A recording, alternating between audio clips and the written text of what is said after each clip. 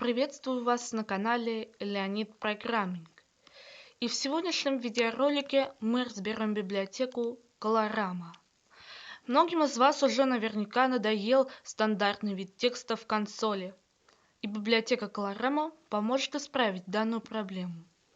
Итак, на установке Colorama на ваш компьютер нужно ввести консоль pip install Colorama. После этого можно начать работу. Для начала надо инициализировать саму библиотеку. Для этого нужно добавить в наш проект метод init и вызвать его. Далее нужно импортировать необходимые для работы методы for, back и style. For для установки цвета текста, back для установки заднего фона текста и style для установки стиля текста. Теперь можно приступать к созданию кода. Параметры текста передаются аргументами в print. Чтобы вернуть параметры по умолчанию, нужно использовать style.resetAll.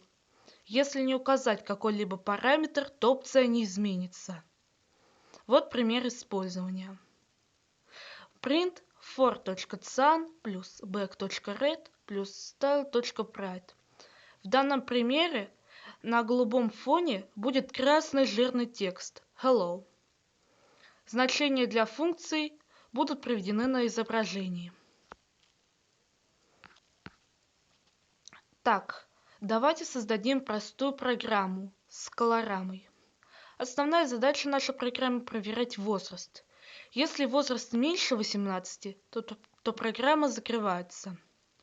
Для начала установим все необходимые компоненты. From Colorama import init, вызываем init и импортируем for back style. Теперь создадим бесконечный цикл с переменной age. Цикл прервется, когда будет введено целое число. В нашем случае мы запускаем бесконечный цикл, где проверяем, число относится к целому. Если нет, то тогда мы вызываем исключение, где сообщаем о том, что необходимо ввести целое число, и запускаем цикл с самого начала. Если введено целое число, мы выходим из цикла. Теперь создадим проверку. Если возраст больше или равен 18, мы пишем «Добро пожаловать», а добавляем функцию input, для того, чтобы сразу программа не завершалась. Если возраст не равен 18 и не больше 18, то тогда мы сообщаем то, что до свидания, контент 18+. Вот полный код без описания. Он также будет доступен в описании под данным видеороликом. Вот как это выглядит. Большое спасибо за просмотр. До свидания.